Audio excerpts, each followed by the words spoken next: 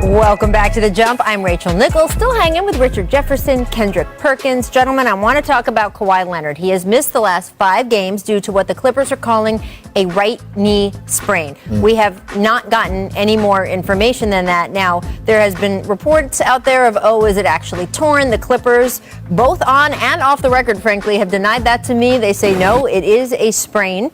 Obviously, at this time of year, injury conversations, they're always a little bit murky. But Ty Lue has just come out and said, I am preparing as if he cannot play this series. And hey, if he's able to come back, it'll be a nice surprise whenever that is. How worried should Clippers fans be that we just won't see him the rest of these playoffs, Perk? Very worried. I don't think he comes back. I mean, anything dealing with the knee and the strained ACL, anything around there, for me, tearing my ACL, it's just something that you just can't play with. And if I'm Kawhi, I'm going to sit out because coming back, you're not going to be at full strength anyway. And you have a chance of possibly hurting yourself even more going into the summertime when you could just sit this one out, get ready for the summertime, get better in the summertime, get healthier, and then come back later. Yeah, and again, you shouldn't be worried about something you can't control, and that's what T. Lue is looking at. The best way to approach this, and this is why sometimes when you're injured, it is very disconnected. You feel so disconnected from your teammates because they have to move on. They have to leave the injured and the wounded behind, and they have to move on. And that's really what it is. It's like, we can't sit and talk about, is Kawhi going to come back? Every player on the Clipper team should act like Kawhi is not coming back. Everybody in the coaching staff, and even fans. I think what they're doing. That's what it is. It's just like, we don't need updates until Kawhi goes to probable or an improved. And until we hear that, we should no longer think about him and just hope that he can get healthy as quickly as possible. And maybe that day will come sooner than later. And by the way, NBA players don't go from not practicing with the team at all to playing the next day. No. So we would know if he was doing on-court work with the team, if he was in 5-on-5s in practice. If a guy is up in the suite with his kids, that is not something you typically see, because normally you should be down there with your teammates. I do want to make a point about that, is that he goes down to the locker room at halftime, and he did that again last night. He did that for the previous home games. He is with the team when he feels like he can talk to them. He personally is not a sit on the bench guy when he is hurt, and has not been, and he's done it a few times. I'm not saying he's never done it, but typically when he is hurt, he will either sit in the locker room or he will sit up there and then come down to the locker room during halftime. I understand that. I'm just saying, if there's an opportunity, Serge Ibaka, I see out there on the floor. If you're there and you can see something and point out something, he has a vast basketball knowledge that you give. I'm not criticizing him for it, but I'm just saying that indicates to me that he's a little bit further away from them being connected to the team. He's almost separated himself. Well, again, I don't want to get into the mental. Right. Every player is different. No, I'm talking about the injury. That means he's. I know, but he's not pretending that, there are guys like Chris Paul, when we saw him taken out of the game at times for his shoulder.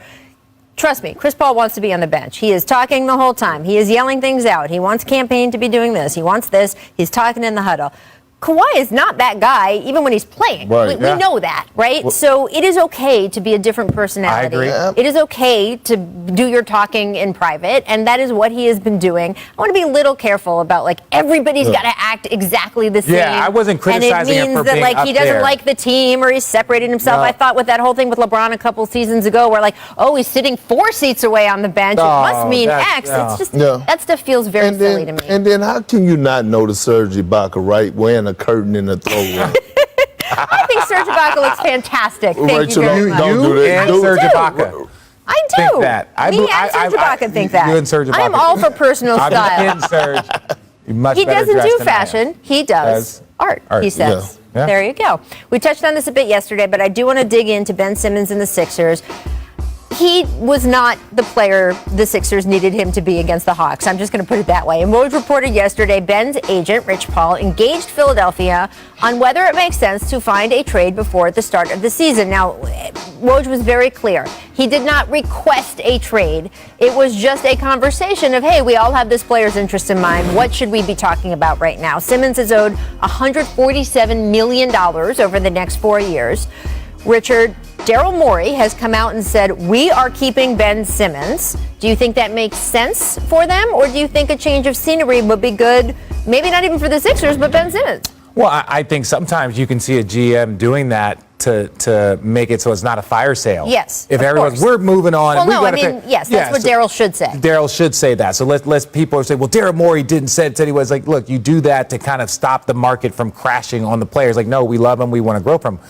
I think it's time for them to move on. From my sense is that if you can't handle that pressure in the second round, if you're in that moment, but you have Joel Embiid, who's an MVP caliber player, and you're trying to win championships, so you have to make evaluations every single day. Is this player going to help us get closer or further away from a championship? Not 50 wins, not division titles, no, like a championship. And I think that's where Ben Simmons, if he's not going to improve, this is not a Philadelphia 76er or like Ben Simmons problems. This is just a Ben Simmons problem, and they need to move on.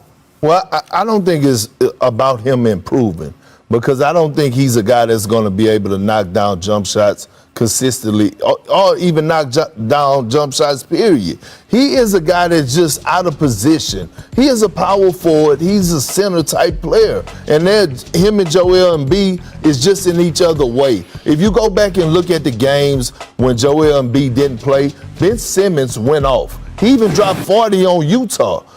In Utah, and Joel was not there. I mean, he had multiple 20-plus games. I think it's time for him to move on. I think they should move him on to a situation where he could be used like a Sabonis, a guy that could initiate the offense, dribble handoff, roll to the basket, has a big that loves to float around the three-point line like Miles Turner, Karl Anthony Towns, and then have him playing in the paint. It just came to the conclusion that they don't fit. They don't fit. Okay, but here's where I think you got to make the distinction. First of all, just saying trade someone to trade someone, I don't think it's an untenable situation, especially in the regular season. In the regular season, it worked, right? We all were like, oh, they got the number 1 seed. Ben had Defensive Player of the Year consideration. You can't pretend that this wasn't a good regular season for the Sixers. And by the way, the partnership between them, yes, they occupy much of the same space, but you put enough shooters around them. We have seen that work in multiple stretches of when Ben has been with the Sixers. That being said, if there is a guy available soon, and you can make a deal that's good, like, say, when James Harden suddenly decides he wants to be traded from Houston, I have been very vocal. I would have tried everything I could to make that deal, because Ben Simmons' value was high then, and he would also be trying to keep James Harden away from Brooklyn, which, if you play in the Eastern Conference, very important. That being said, right now, his value is much lower. And after this performance, I don't think they will ever get value for him. So I would say build him back up during the regular season, build his trade value back up, and maybe trade him at the deadline. Yeah, but Rachel, here's the problem. When him and Joel is on the floor together in the regular season, I watched this throughout the course of this season.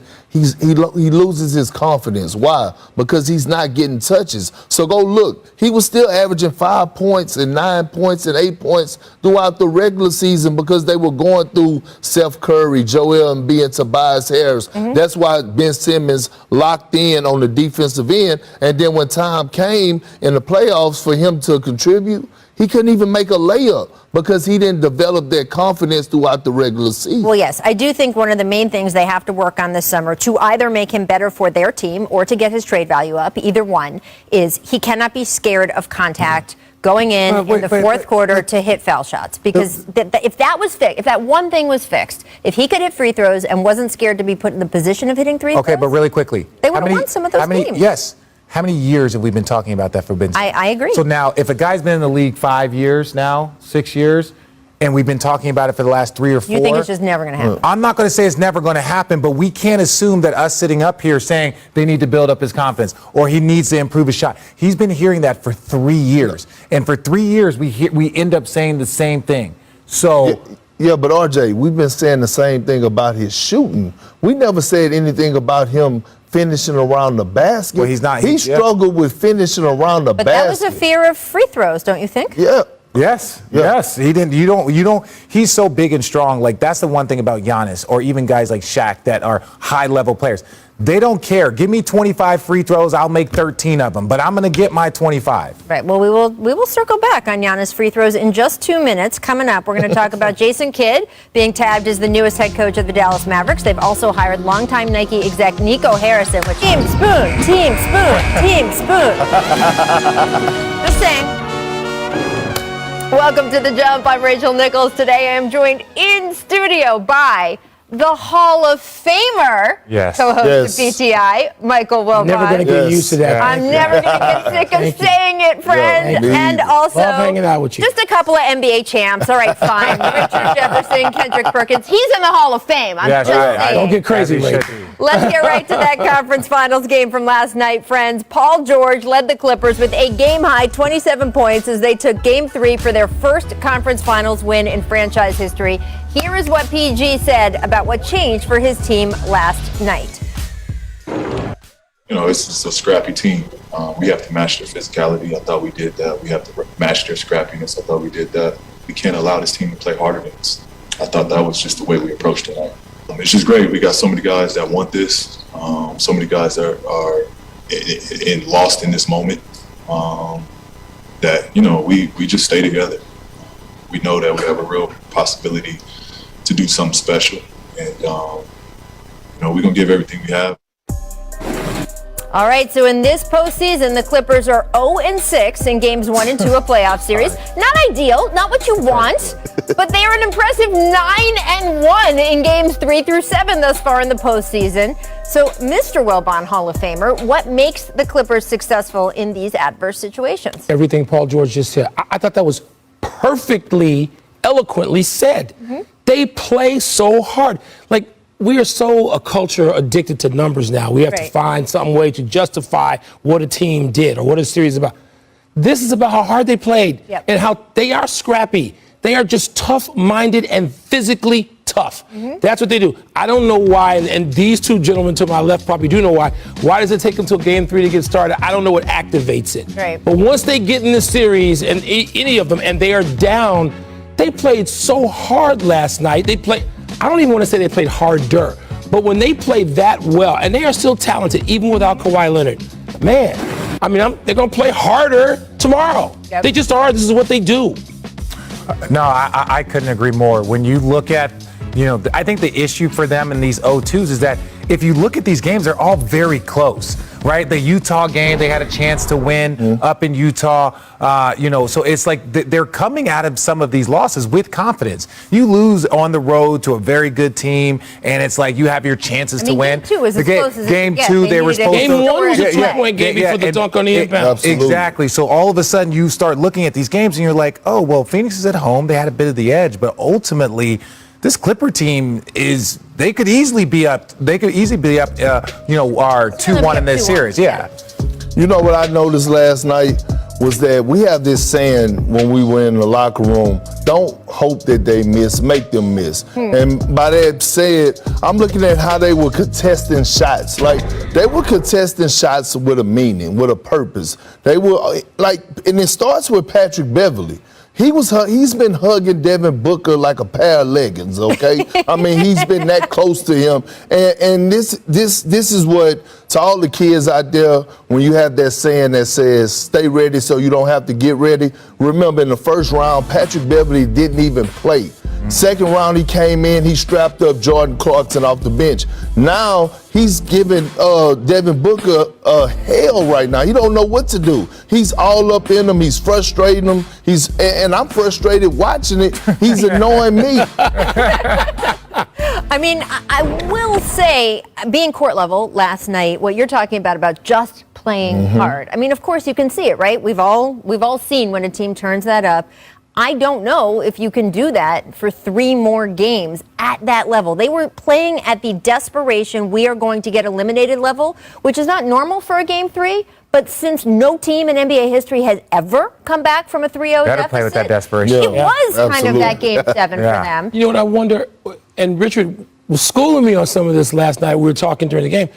Richard, how much does T. Lue have to do with activating this and his use of players, the way he goes about it, which is probably different from other coaches? No, it is, but its ability to keep you engaged, even when you're not in the rotation. Certain guys, this series might be yours. Obviously, Patrick Beverley, they tried to put him on Luka Doncic, and that was not the answer. Yep. So once they got down, and you understand, you see what your coach is doing. And as long as he keeps open communication, then Luke Kennard. Then all of a sudden, Luke Kennard goes from not playing to playing. You got to be able to keep your guys engaged while you're playing chess. Because if guys are just getting fat, getting out of shape, so I didn't mean to point at you, Perk. It's all good. I'm just saying, if people are getting out of shape and not paying attention, then all of a sudden, when it's time for them to step up and play, they're not ready. But his guys are constantly ready. But Perk, is there a point where T. Lue's going to run out of adjustments? He's gone big, he's gone small, he's gone back again. You know, I've been preaching this time and time again, and people think that I was being biased, but I've been in those locker rooms with T. Lue. I know he doesn't sleep. He's a student of the game.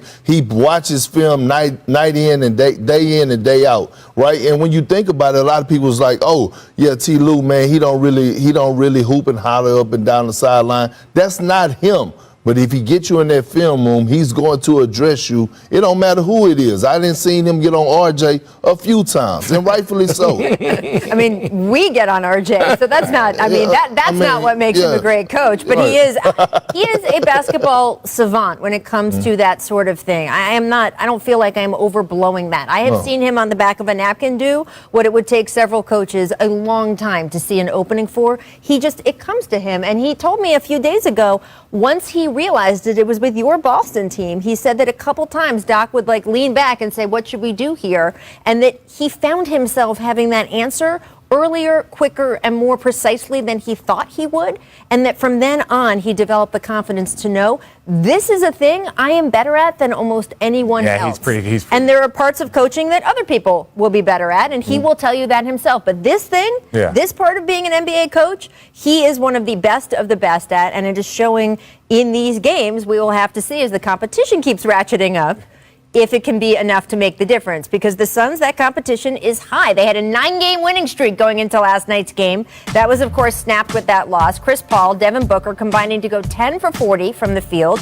CP3 had been away from the team, right, in those health and safety protocols for 11 days. So we expected him to not quite have his wind and all of that. And you saw that during the game. Book wearing a mask to protect that broken nose he suffered in game 2. He broke the nose in 3 places, people. This was him talking about it after the game. Take a listen. That was probably the worst part. It's a procedure that they usually say put you under for, but we had a flight out a couple hours later, so they just numbed it up all over the place. It felt like eight shots to numb it up, and then they go in there and put it back. They break it again. They break it back in place. So the nose feels fine. So we lost the game. So there's a lot of things to point to there, right? But Perk, for you, what was the biggest reason the Suns were not fully themselves in that game? Well, they were uncomfortable. They were playing on their heels all night long. And that's credit to the Clippers, but I think you got to give a lot of credit to Zubac. He was the best big on the floor last night. He outplayed Ayton on both ends of the floor. I thought he did a great job of diving to the basket.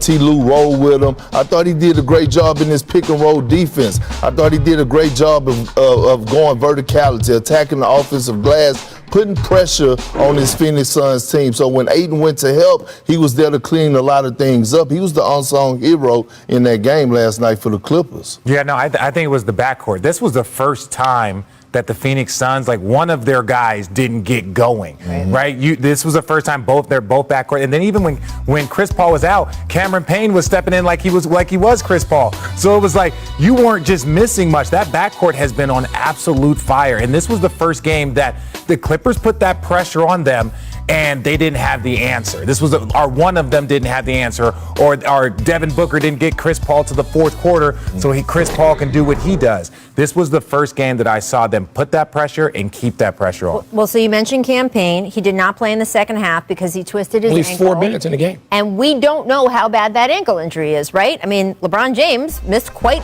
46 weeks with an ankle injury. It ended up being closer to 6. If this is a high ankle sprain, he could be looking at not playing the rest of the series. If it's just a twisted ankle, he could be back tomorrow.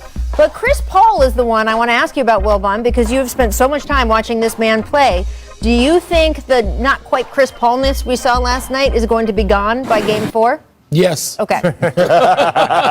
Yes. We sat here at this set last night before the game, and there was a little warning. Perk said, hey, listen, you've got to play yourself out of that rust. It took a half or a little more, and he still wasn't all the way out of it. Yeah. Do I expect to see the Chris Paul that we saw in the previous 2 series? I do. And the question is how long does it take to get adjusted? Did either one of you ever have to wear a mask? Richard, you had No, you didn't. no, not like this situation. I think you had to wear it for one game because you might something, but yeah, those masks. Yeah. It like again, Rip Hamilton made it famous and he was just like he wore it all the time. He wore it after he needed to. Yeah, I covered that team. He kept it He going. wore it. He was just like, well, now I'm comfortable in it. I'm going to But keep guys, it on. historically, just It takes a while to get, so Booker had, and it sounds like excuse making. The first thing was that defense. My goodness, Reggie Jackson plays some of the best defense. And Reggie's a plus defender anyway, but last night he was on it. Paul George. I mean, they had an ensemble, a rotation of those guys on Devin and on CP. Yeah. I mean, that's going to be something to get away from. I'm wondering what adjustments they're going to make, and it's harder to make them without Campaign. Remember, Campaign's coming off a game where he had 28. 9 and no turnovers. That's a Chris Paul game. Yeah. Where are they going to get that from if he can't be that effective? But maybe he'll be back. We Maybe. have zero idea of the severity of that injury. It could be really bad. It could be not bad at all. We will find out in the next 24 hours. We will also find out later in this show what these gentlemen think of the Bucks and Hawks series after 48 points in Game 1. Happy we made it to these conference finals, but we're not satisfied. Welcome back to The Jump. I'm Rachel Nichols, joined by Richard Perk and the great Hall of Famer. You got to stop. I'm going to get you to stop this. You can't No, do I am never going to stop for the Can't do rest this of our anymore. lives. Let's take a look at today's magic moment, brought to you by Walt Disney World Resort. Game 1 of the conference finals. Trae Young lit the Bucks up for 48 points, along with 11 assists. He's the first player ever with at least 45 points and 10 assists in a conference finals game. The first player ever. Mike, how should the Bucks try to slow down Trae in Game 2 tonight? Look, they'll have all kinds of tricks in their bags after all this film study of things they want to do to him. The things they want to do to Trae Young. I like the whole philosophy of changing it up. You can't give him a steady diet of anything because he's going to get used to it very quickly, adjust to it, and kill you anyway. Yep. So they'll figure out what order they want to use those things, randomly, whatever it is. That's not Milwaukee's biggest problem. Milwaukee's biggest problem is Milwaukee. They are hard to watch. They do so many dumb things in not just a series, but a game. So they come out, what were they like 8 for 37 or something, 39? What are they doing shooting that many threes? Right. It reminds me that night that Houston missed 29 in a row. I was at that game. And I remember calling up some Hall of Famers. I won't mention any names. And they were like, you better skewer them. Right. At some point, there's a plan B. Right. At some point, there's okay, do they know themselves? They have less self-awareness, I said yesterday, than my 13-year-old son. They don't know what they don't do well. Stop with the threes. They dominate the game closer to the basket. They are a good three-point but shooting not team, now, but not in the not postseason. In that moment, Rachel, then you have they're to do shooting something else. 30% for the postseason from three. I know, and obviously, as we talk about my with this God. team, and frankly, with Mike Budenholzer teams, the playoffs are different. They're different, all right. 30%. You know what? When you're dealing with a guy like Trae Young, a guy that's great at drawing fouls and getting to the free throw line, has unlimited range, could go by you, has the flow game in the lane, all bets are off with me. Soon as he cross half court, I'm sending 2 at him. Somebody else has to show me that they're capable of dropping 48 points. Somebody else has to beat us. And not only that, I'm sending 2 people at him. And when he gets rid of the ball, I'm having Drew Holiday go full out denial. He can't get the ball back. I watch teams do it to him in the regular season. I would make that move and do it to him in this postseason. Yeah, and part of it is that you have to be okay with what's going to happen. If you're going to double team him, you're going to give up open shots. The idea is, are they going to knock down those shots for 4 quarters, right? Because when you're looking at Trae Young, they don't have really a secondary playmaker. They have guys that can make plays, but no secondary playmaker. It is in Trae's hands. He controls the tempo of the game, the pace of the game, and really he determines the entire flow. So putting an extra body on him, giving him different looks. One thing that Greg Popovich used to do a great job of is we would come out of a timeout and he would say, just on this play, we're going to blitz him. Just on this singular play. And we would go out, we would be in a blitz, and then you wouldn't do it again. But the next 3 plays, the guard would be looking for it. Are they going to blitz? Are they not going to blitz? So you're taking away some of that downhill aggression. That's what you're saying, switching up. It's not just for steady diets, but it's also like 1 play here, 1 play there out of a timeout, having your guys trained to do that. So you're talking about Drew Holiday real quickly. Guy. Holiday has given him some problems. Yeah. Holiday is long enough, quick enough, strong enough that he has given trade some ball. So I love that suggestion about when he gets rid of the ball, I'm going to have Holiday on him trying to deny him because he's one of the few guys who has the physical tools to do that. Yeah. You're right. And look, you got to remember, Trae Young just went through Ben Simmons. Okay, a long, athletic, 6'10". Yeah, right. And so he's not afraid of Drew Holiday. And I know he's an elite defender, but at this point, if a guy taught you for a 48-piece spicy, you have to, all bets off, you got to go double. By the way, Richard, I didn't never think that you would think back on your career and think about your Spurs days. Yeah. Wow. No. Yeah. Wow. I probably wouldn't publicly say that, but yeah. And yet here we are. We talked a little bit with these guys about the whole shimmy yesterday. Yeah. I just wanted your take before you leave us to do your 6 other jobs. One of the jobs. There's 2 things I think about that. One, I'm old. And I think about what the guys I covered. I think about sitting in this room with Irvin Johnson. Look at Giannis's reaction. He was like, he gave it. He mimicked it. He said, look at what this guy is doing to us out there. Well, the guys, the old school guys that I know well, Irvin Johnson, like I said, Magic would have like fallen out of a chair because there was retribution coming on the very next possession. Charles Oakley, Charles Barkley. There was a physical toughness that just said that's a rule, unwritten rule. You're not shimmying, I'll knock you out. They would have knocked him out. An official, a referee might have said, as I saw what happened with Bill Laimbeer, when Robert Parrish did knock him out, he looked at him, just cursed. He looked at Bill and said, Bill, get up. This is a different day. I grew up with that basketball. Now, he is such a showman. I love watching this kid. I love it. I didn't think he'd be this good coming out of school. I love watching him and John Collins together particularly. You know what? This kind of reminds me of when I was in Boston and we was playing Cleveland and LeBron and them used to do all those handshakes and dancing on the sideline. And he told the media, if people don't like it, then do something about it. And that's how Trae Young is. If you don't like it. But what can you do in today's No, but when because we sit here and wax poetic about let him go Charles for Oakley. 48. But just in terms of the quote retribution, right? But there's no more retribution. But that doesn't exist anymore. No, and it doesn't exist, by the way, not because guys today aren't tough. It's been legislated out. Yeah. The league has said you cannot do that. So what do you, aside Rachel, from scheming it for a guy shimmies on you, what are you supposed to do? Yeah, but I wasn't saying, I was saying don't let it get to that point. Right. That means put some attention on him and lock him up. Like Giannis in there arguing at his teammates, but he was catching some of that heat. He caught some of that 48 too. He should have been mad at himself. Yes, absolutely. And Trae Young's quote after about the shimmy was very telling. I had a ton He said, ton of time. I just had so much time. And that right there is the most disrespectful. That statement is more disrespectful than the shimmy. But that is the thing. But that is the thing that NBA rules currently will let you do something about if you can do it. He was spinning the ball. I would call a guy off the end of the bench tonight, and I would say something else that had been legislated out. There'd be a little something extra in your paycheck. Yeah. I don't mean knock him out. I mean put him on the floor. I was that guy at one point in time for the Cavs. See? Jay Crowder.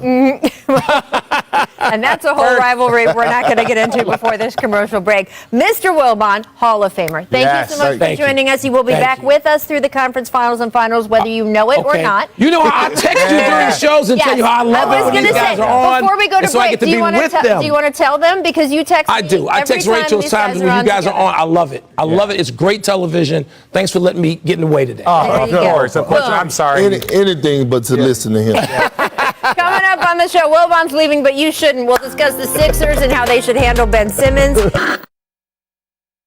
It's just a work of art. It really beautiful. Is. And I would implore everyone to go to YouTube and look up the actual front credits of The Bold and the Beautiful soap opera, because then you'll appreciate that. I might have to do that now, because that might be the only way I can appreciate me being next to Perk and so Mini Horse. Yeah, it's just so good. Yeah. And by the way, I have my AFC Richmond T-shirt on today. I don't know Ted what that Lasso means. reference. Oh, a little Ted Lasso. Who doesn't love a good...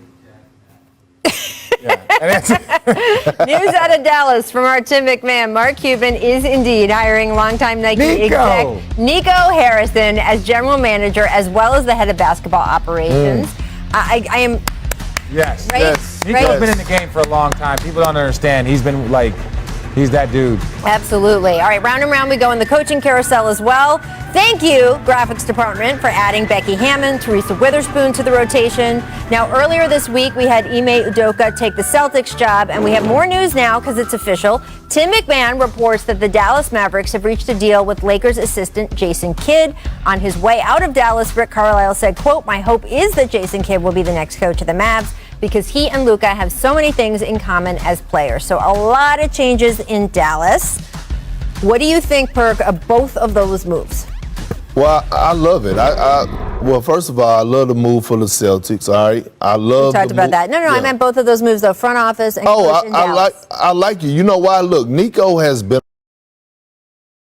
around for a while. He knows the game. He's been with Kobe Bryant, so I'm pretty sure he has had those sessions of talking the game of basketball, learning the game of basketball. That was a great hire. It's not just Kobe, by the way. There's so many people that Nico has worked with, coaches, players, elite stuff. Yeah, but when you talking with Kobe, it's just different. I get it. I get it. From him. Yeah. And then I love J. Kidd. You know, won a championship there, played there.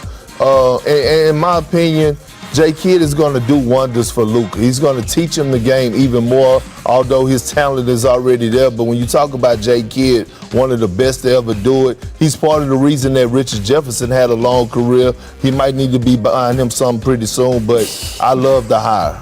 I do like the hire. I think people, you don't know Nico, but Nico, if you look at whether you're being a GM and his relationships with agents, and that's what they deal with when they're negotiating shoe deals and you're talking with coaches, there are relationships, especially when you're talking about the Nike guys, whether it's through colleges. So it's like a lot of this is about recruiting. Can you get guys to come to your team in free agency? You can see the improvements that's going on with the Knicks when they changed their front office. That's exactly what I was going to say. Yeah, I got you, right? You got me. And so ultimately, I like this. Now, Jason Kidd, you know, Jason we know can coach. He had a young Giannis. He had that Brooklyn team. He's been to the postseason with two different teams, but I think this is an opportunity for him actually to kind of spend some time growing and getting better with this Dallas group. Well, here's what I like. First of all, the Nike thing, I want to, I want to make this point.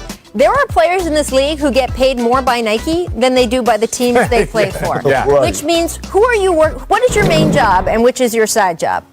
Your main job is the job you get paid the most at, right? Mm-hmm. So let's not pretend that being a Nike executive isn't akin in some ways, not in all the ways, but in some ways to already having, as you said, I run a team already experience. So there is that. And then as for Jason Kidd, we have seen every player of whom he has been a coach or assistant coach say a version of what LeBron did. He has the support. There's a reason Damian I haven't said anything. Wanted him. I have said, I'm kidding. Players he has coached. Giannis went out on a limb for him when the Bucks decided to move on from him, right? LeBron saying what he's saying. We've seen that over and over. His ability to relate to players is something that he has just demonstrated over and over. And we know his point guard skills, obviously, and his ability to work with someone like Luka. I think that there have been times, both in his personal life, has been well documented, and in his professional life as a coach or an operator within a team, where he has made bad decisions. I'm not calling them mistakes or things that happened to him. These are things that he did, and he, to his credit, I have watched him up close for years now, learn from those things, get better from those things. If we do not give people in society the room, or in basketball, to get better and improve, what are we doing here, right? That's what you want people to do. So I have watched him do that, and I think that the way he operates as a team player on Frank Vogel's staff will tell you that he is going to be a better team player in that Dallas organization than maybe in some of the earlier stops of his career, and that's all we want from people, right? We want them to get better. First Street Baptist Church. The gospel is being preached. I love it. So congratulations to everyone involved, and good luck to them. And congratulations to Luka Doncic, too. All right, here's what the Jump recommends for today. Jackie Mack highlighting the bond between Trae Young and interim coach Nate McMillan, and the pact they made when McMillan took over. Really interesting stuff. Take a look for that on the ESPN app.